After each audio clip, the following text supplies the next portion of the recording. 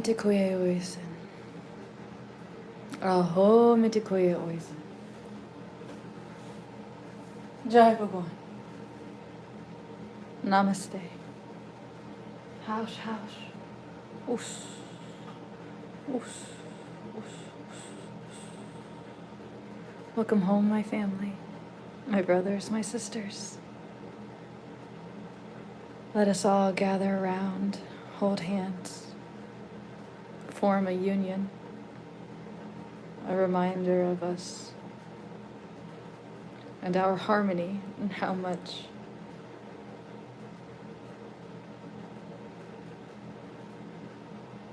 more pleasant it is when we really choose to do this.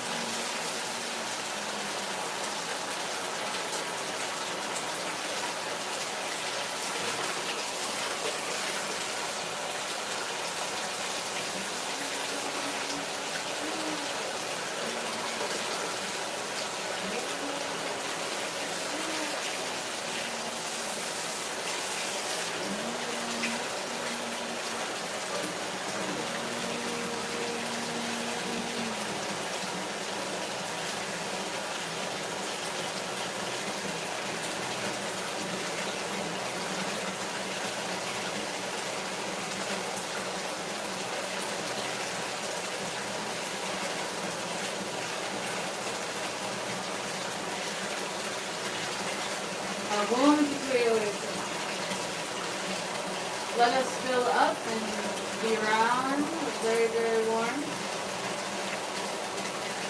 And then once we are there, we shall begin.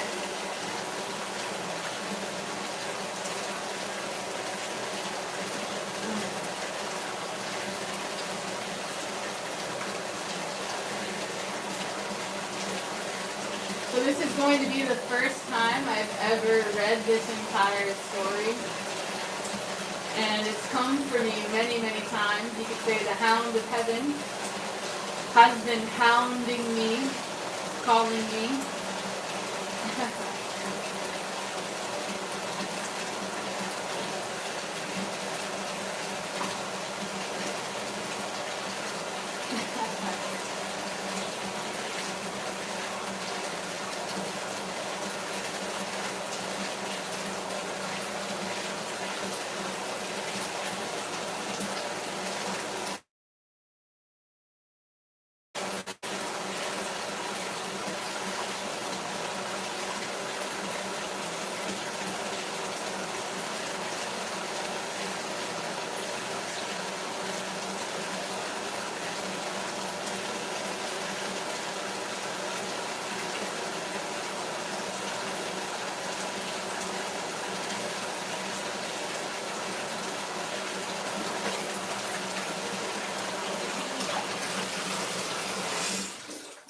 To leave it there so we have room to add more water and warmth if necessary as we go through this chapter.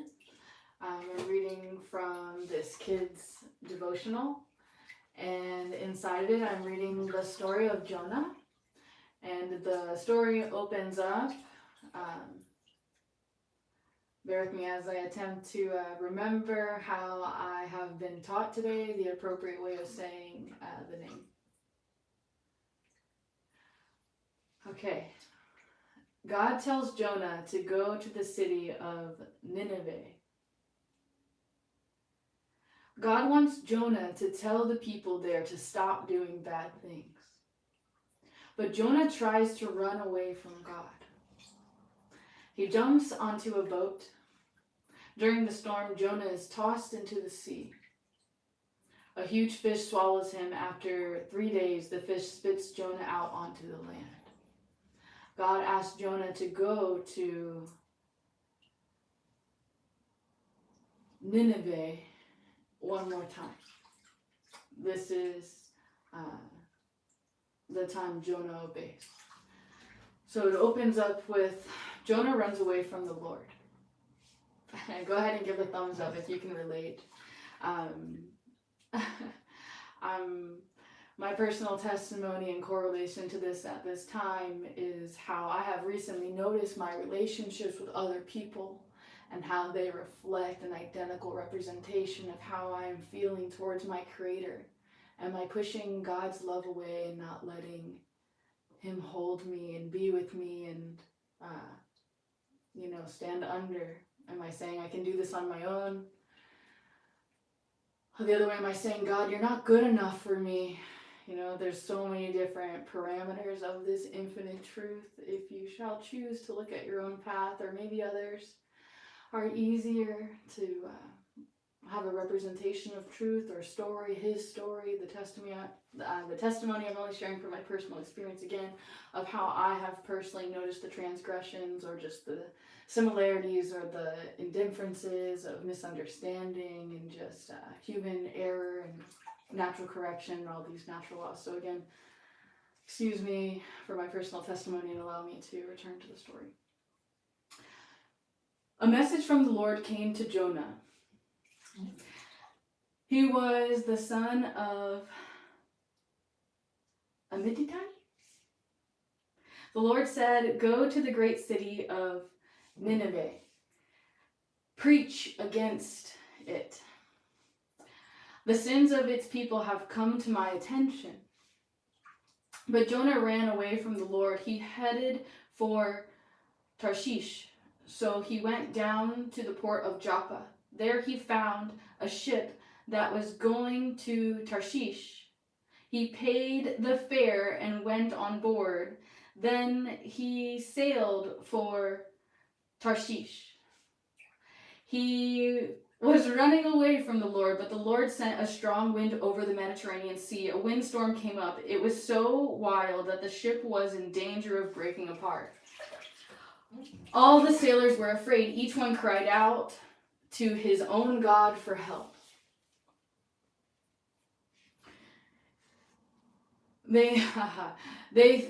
I'm laughing at the idea, like, who are they crying out for? Are they crying out for their mom is their God, their partner, who are they? Like, really tuning in to, like, who am I really asking for help, instead of leaving a space for that infinite, almighty, loving, all of that oneness, if you will.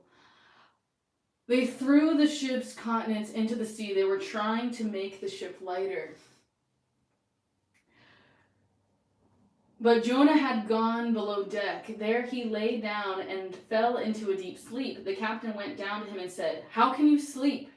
Get up and call out to your God for help." Interesting. Maybe he'll pay attention to what's happening to us, then we won't die. The sailors said to one another, "Come, let's cast lots to find out who is to blame for getting us into all this trouble." Interesting. So they did, and Jonah was picked.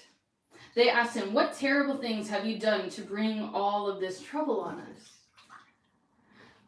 Isn't it interesting and ironic, like, the framework of minds of how that worked now? Like, are we gathering our brothers and sisters or our parents or, like, those around us and bringing these proposals, like, of considering these things of how we might be being corrected, or how evolution and society is? It's fascinating, again, like, whole nother realm of thought in here, yes? Let us keep going. It says, "Tell us, what do you do for a living? Where do you come from? What is your country? What people do you belong to?" He answered, "I'm a Hebrew. I worship the Lord. He is the God of heaven. He made the sea and the land." They found out he was running away from the Lord. That's because he had told them. Then they became terrified, so they asked him, "How could you do a thing like that?" The sea was getting rougher and rougher, so they asked him, "What should we do to you to make the sea calm down?" "Pick me up and throw me into the sea," he replied. "Then it will become calm.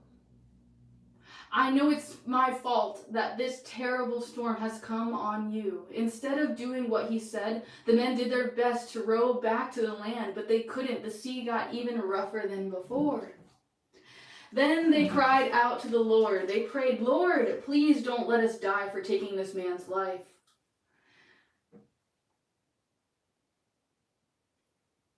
After all, he might be guilty of doing anything. After all, he might not be guilty of doing anything wrong. So don't hold us accountable for killing him, Lord. You always do what you want to do." Then they took Jonah and threw him overboard, and the stormy sea became calm. When the men saw what had happened, they began to have great respect for the Lord. They offered a sacrifice to him, and they made promises to him.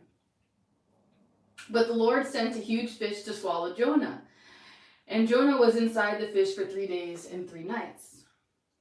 From the inside of the fish, Jonah prayed to the Lord his God. He said, "When I was in trouble, I called out to you, and you answered me. When I had almost drowned, I called out for help, and you listened to my cry. You threw me into the Mediterranean Sea. I was in the middle of its waters. They were all around me. All of your rolling waves were sweeping over me. I said, I have been driven from you. But I will look again toward your holy temple in Jerusalem. I had almost drowned in the waves. The deep waters were all around me. Seaweed was wrapped around my head. I sank down to the bottom of the mountains. I thought I had died and gone down into the grave forever, but you brought my life up from the very edge of the pit. You are the Lord, my God. When my life was nearly over, I remembered you, Lord. My prayer rose up to you. It reached you in your holy temple in heaven. Some people worship the worthless statues of their gods. They turn away from the grace you want to give them. But I will sacrifice a thank offering to you, and I will sing a song of thanks. I will do what I have promised. Lord, you are the one who saves. The Lord gave the fish a command, and it spit Jonah up onto dry land. A message came to Jonah from the Lord a second time. He said, "Go to the great city of Nineveh, announce to its people the message I give you." Jonah obeyed the Lord. He went to Nineveh. It was a very important city. In fact, it took about 3 days to see all of it. On the first day Jonah started into the city, he announced, "In 40 days, Nineveh will be destroyed." The people of Nineveh believed God's warning. They decided not to eat any food for a while. All of them put on black clothes. That's what everyone from the least important of them to the most important did. The news reached the king of Nineveh. He got up from his throne. He took his royal robes off and dressed himself in black clothes. He sat down in the dust. Then he sent out a message to the people of Nineveh. He said, "I and my nobles give this order: don't let any person or animal taste anything. That includes your herds and flocks. People and animals must not eat or drink anything. Let people and animals alike be covered with black cloth. All of you must call out to God with all of your hearts. Stop doing what is evil. Don't harm others." Who knows, God might take pity on us. He might turn away from his burning anger, then we won't die. God saw what they did. They stopped doing what was evil, so he took pity on them. He didn't destroy them as he said he would. But Jonah was, let me make sure. But Jonah was very upset. He became angry. He prayed to the Lord and said, "Lord, isn't this exactly what I thought would happen when I was still at home? Let's start that again." But Jonah was very upset. He became angry. He prayed to the Lord and said, "Lord, isn't this exactly what I thought would happen when I was still at home? That's why I was so quick to run away to Tarshish. I knew that you are gracious, you are tender and kind, you are slow to get angry, you are full of love. You are a God who takes pity on people. You don't want to destroy them. Lord, take away my life. I'd rather die than live." But the Lord replied, "Do you have any right to be angry?" Jonah left the city. He sat down at a place east of it. There he put some branches over his head. He sat in their shade. He waited to see what would happen to the city. Then the Lord God sent a vine and made it grow up over Jonah. It gave him more shade for his head. It made him more comfortable. Jonah was very happy he had the vine. But before sunrise the next day, God sent a worm. It chewed up the vine so much that it dried up. When the sun rose, God sent a burning east wind. The sun beat down on Jonah's head. It made him very weak. He wanted to die. So he said, "I'd rather die than live." But God said to Jonah, "Do you have any right to be angry about what happened to the vine?" "I do," he said. "In fact, I'm angry enough to die." But the Lord said, "You have been concerned about this vine, but you did not take care of it. You did not make it grow. It grew up in one night and died the next." Nineveh has more than 120,000 people. They can't tell right from wrong. Nineveh also has a lot of cattle, so shouldn't I show concern for that great city? Upon receiving that message, I couldn't help but be like floored and moved by the Holy Spirit of this concept where many times we are quick to chop down the vine or attack a friend's voice or ideas or path and attempt to play the role of God when really God made the vine and we have no right to chop down the vine or to tell the vine how to grow and when to die and all of these things. But somehow finding grace or love from the gift of life and being granted permission to grow in our understanding as much as we may choose to seek or find, or maybe one can say that is the divine's choice and mind instead of my own. However, I am not one who is all-knowing. I'm very grateful to have been able to share this with you. I'm going to process this for a few moments and just sit here in silence if you choose to breathe and stretch and breathe, exhale, inhale. Just be together after that. Bravo.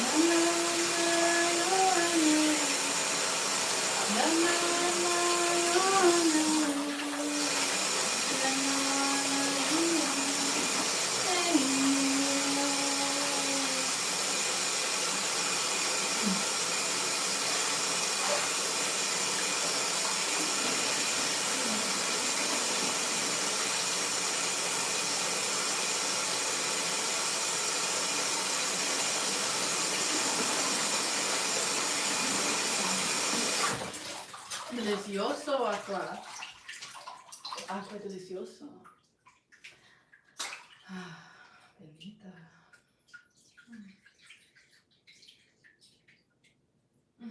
Reminding you to be mindful, not attempting to hold your breath in your bathtub. Do not attempt this at home.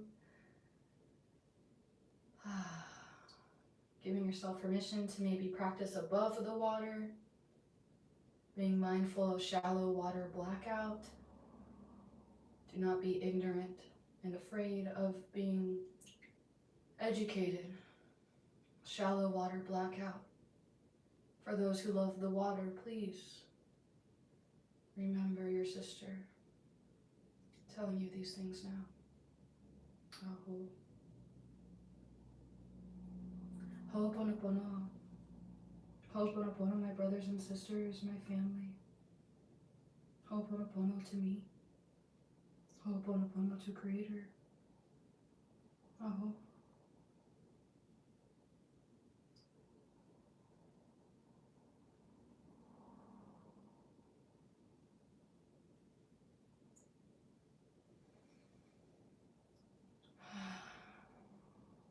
Before we close, perhaps we can take a few deep breaths together.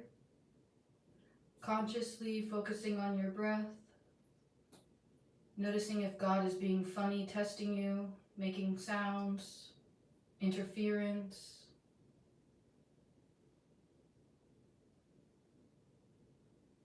And when your mind is loud, find yourself back at your breath. If you need something else, chase your breath. Chase it, trace it, follow it from inside your nose, into the bottom of you, through your feet, your toes, your fingers, your ears, the tip of your head, privates, making sure you check in inside your chest, your throat, your ears, eyes, nose, clear, breathe.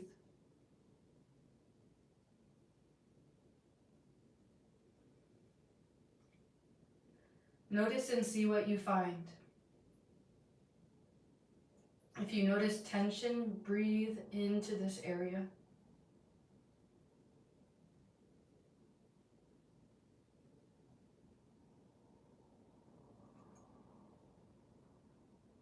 If it's still bothering you, you can ask it what it's trying to say, or why it's saying notice me, and what is there for you. The memory, the cells.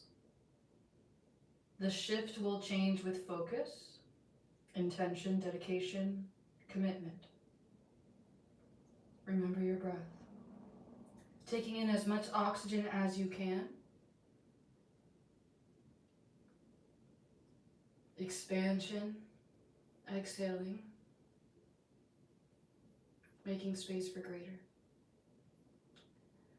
Attempting to make them equal parts, breathing in as deeply and longly and slowly as much as you are going the other way. So if we are breathing in deeply, we are exhaling deeply, slowly. You can also play with your breath. Notice if you're coughing, if you have a hard time listening to yourself and your body.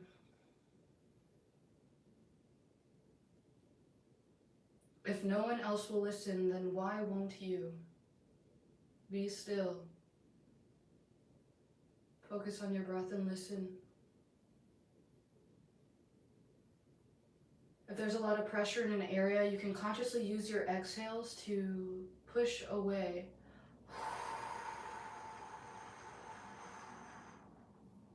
If it helps to make your lips small and go slow and exhale deeply, or maybe taking in a little bit of breath and then keep exhaling.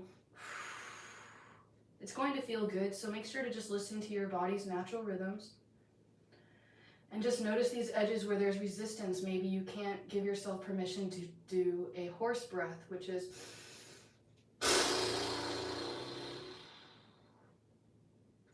thank you to Sage Healing for teaching me that specific breathing technique.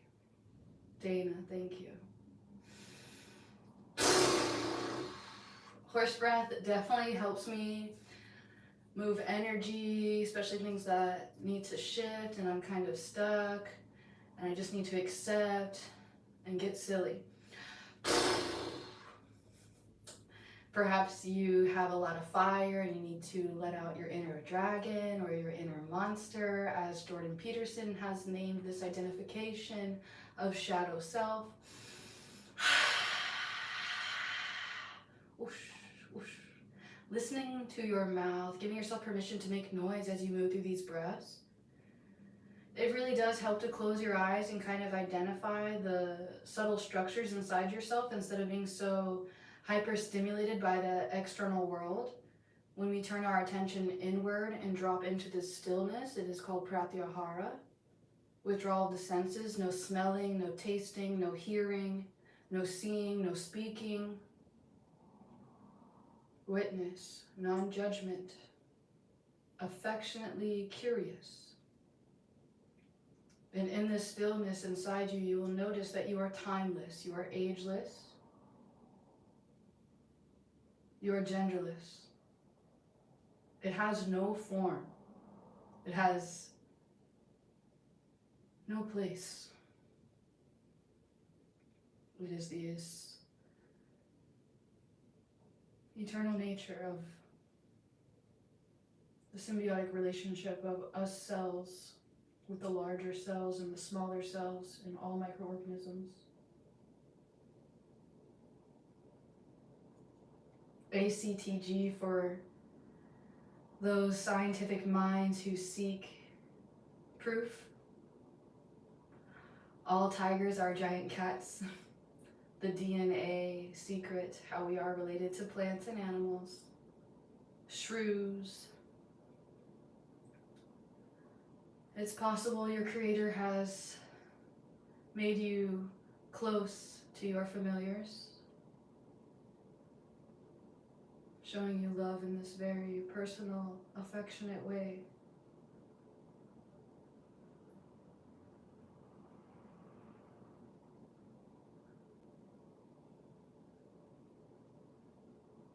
If this is too much for now or too much has come up, it is okay to have permission to pause and walk away and return to what calls you when it calls you.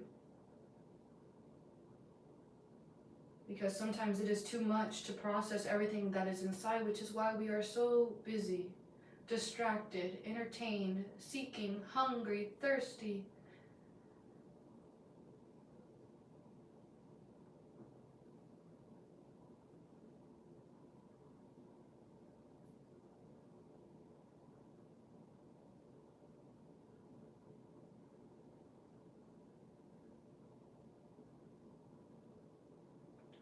The next thing you can ask your body,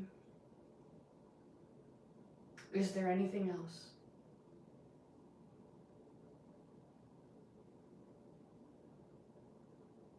What else is bothering you? What is uncomfortable?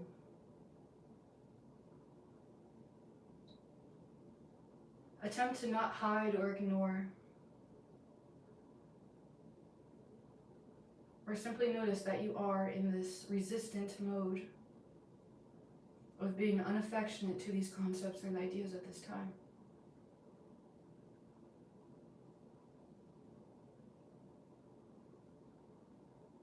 If you have a particular topic or subject that keeps repeating itself, such as jealousy, self-worth, insecurity, control, ignorance, pride,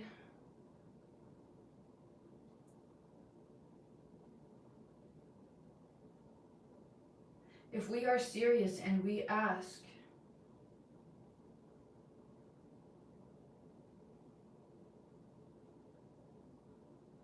it will be revealed.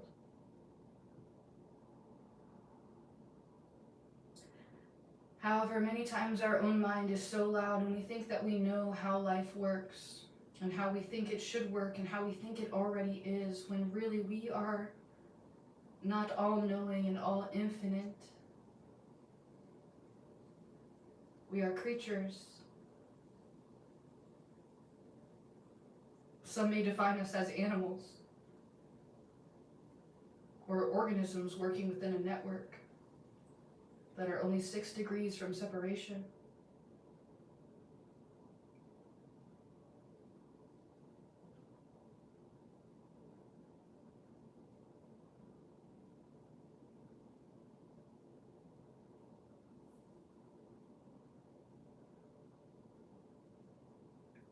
Be gentle in your body when it has revealed things to you.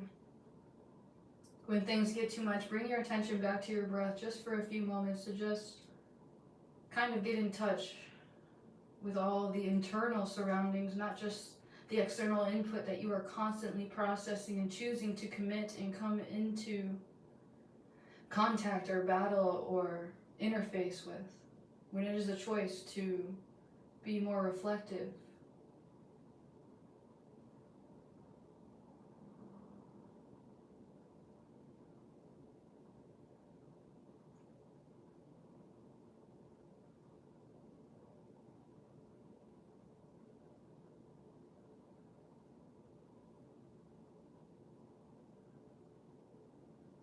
There comes a time when we are to be mindful of what impact our actions have. For we may be thinking that we are doing it for good cause, when many times we are attached to the fruits of our actions, meaning we seek end results or have attachment to our investments and our deeds. And we have feelings of being entitled to getting something because we have exercised this trade, and we have this feeling that we have exercised the power to have authority and jurisdiction over the circumstances in which may be best to attempt to be humble instead of prideful and attempting to forget all the other vines and saying that mine is more important than the other. At times we are to also see how important it is for us to add to the vine, for us to be the gatekeeper, the witness, the protector, the affectionate friend and partner in life.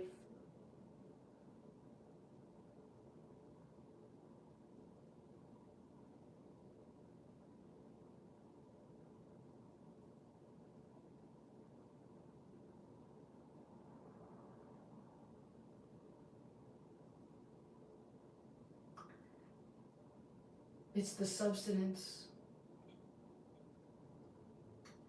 and the many sustainers of the substance so that the vine can keep growing, and over time these riches can be shared.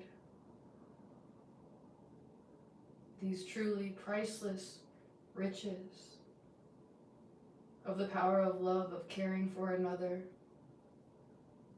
valuing each other's breath, and being willing to be with our brothers and sisters in sickness.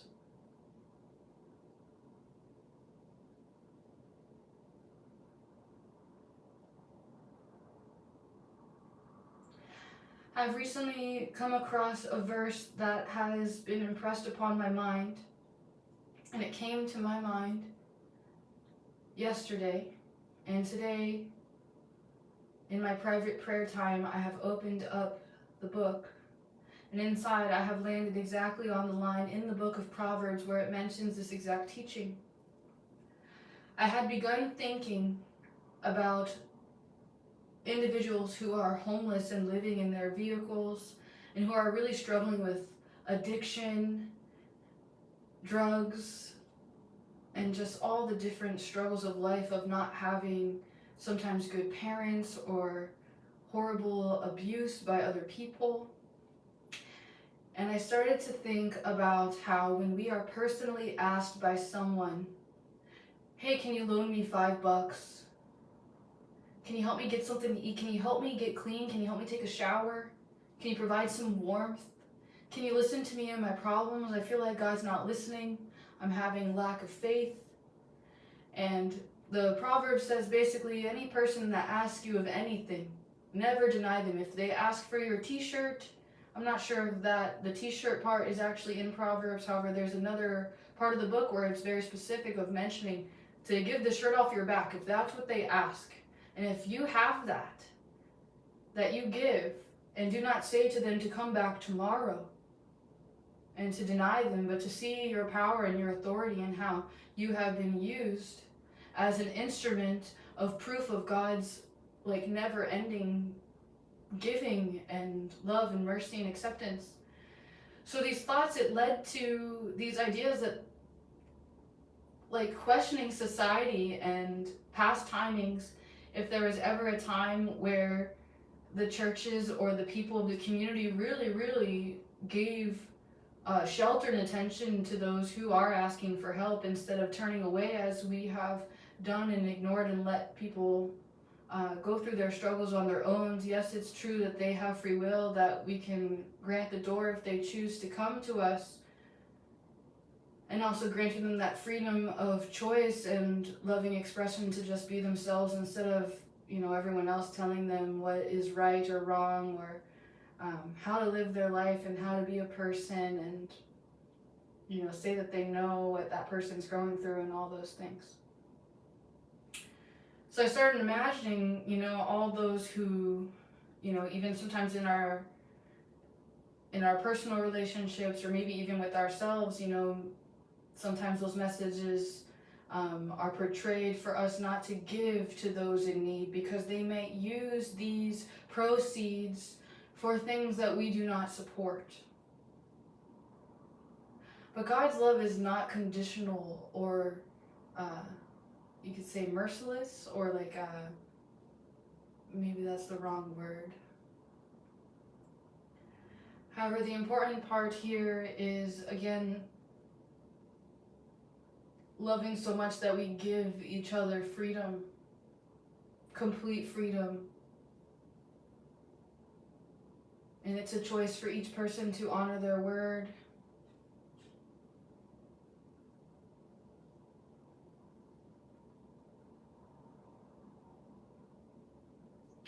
I'm just feeling like sometimes the Holy Spirit is really testing many of us, and that we might not be seeing, the way that God is seeing things right now. And we think we got it all figured out. When really we forget the bigger picture and the power of being a witness for each other, and the power of prayer, and the power of being able to share instead of believing lies, of being ignorant and turning away and not laying hands on each other and not breathing around each other. That just doesn't feel right in my spirit.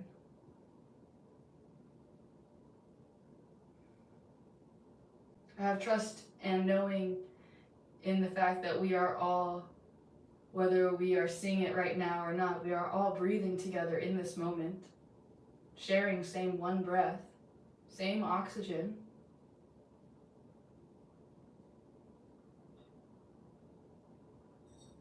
And every single person that we have come to know, and it's okay if they are no longer inhabiting a body at this time.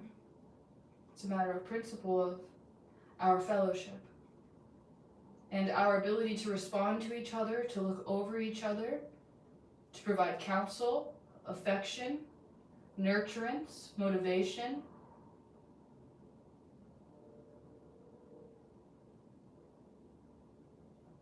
And the power to trust each other with the truth by being transparent of ourselves, our nature.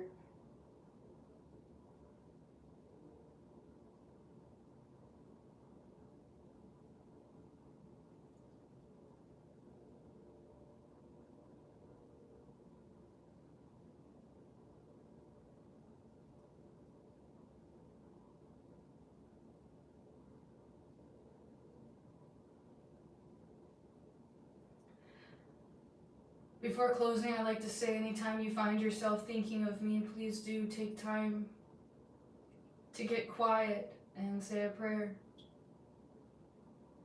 It can be a prayer of please or a prayer of thanks. Both.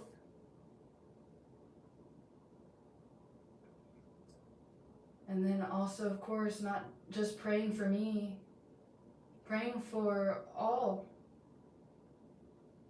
Everything.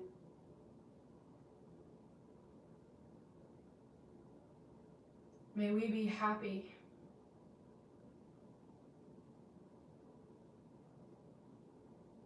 May we be happy with the treatment that the Lord sees fit for us. May we seek peace and harmony.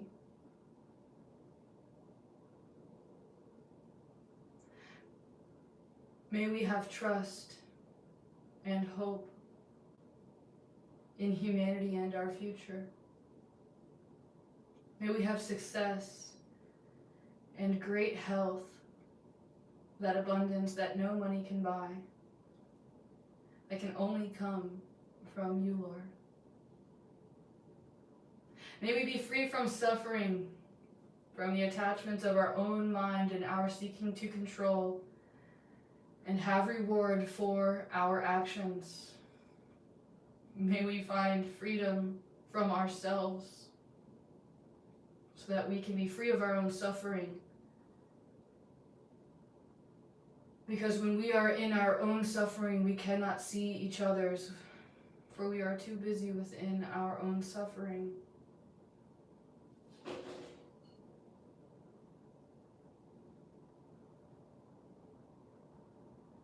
May we learn to trust God more. May we learn how to be humble without being through horrible punishment, and learning to fear the Lord, to make us good, but instead for us to be happy with the journey and the handiwork that has gone into our character to make us the person that we love and care about today, and that we look forward to waking to seeing in the mirror the next day.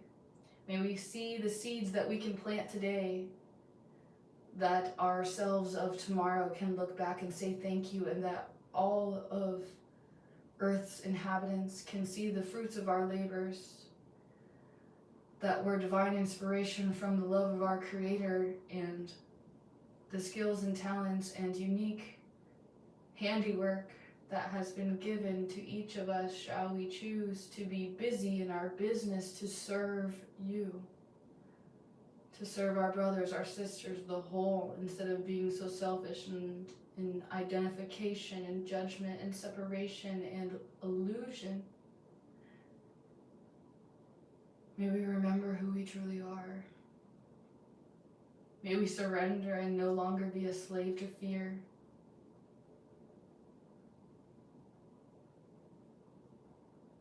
May we sing a song of praise and celebration, and thank you for your corrections.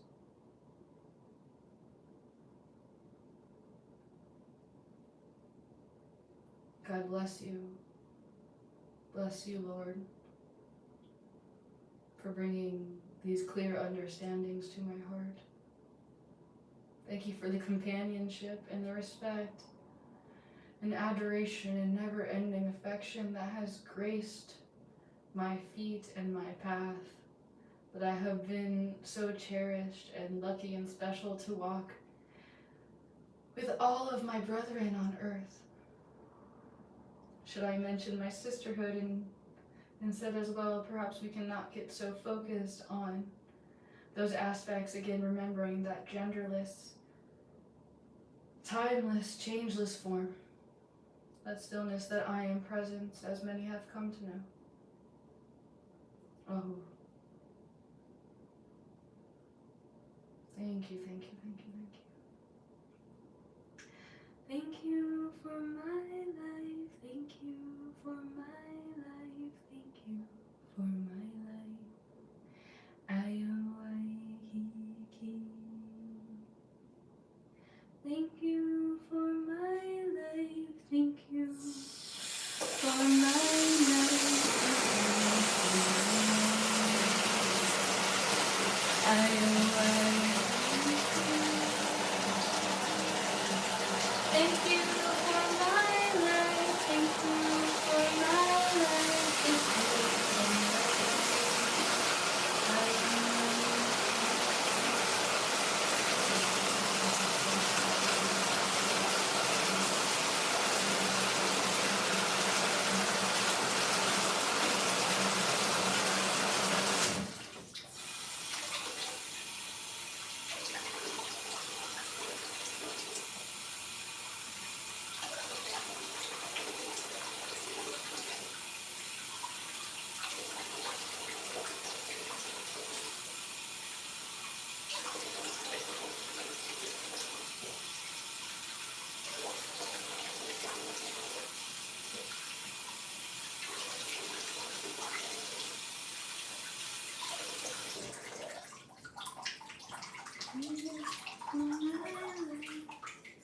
Thank you for my life.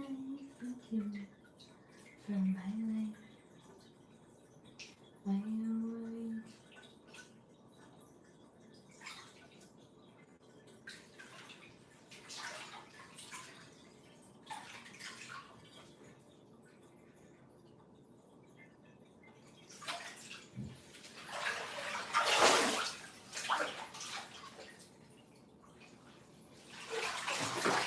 Thank you so much for joining me. May you have a wonderful evening, or morning, or day, or life, depending on where you are, where you might be meeting me from.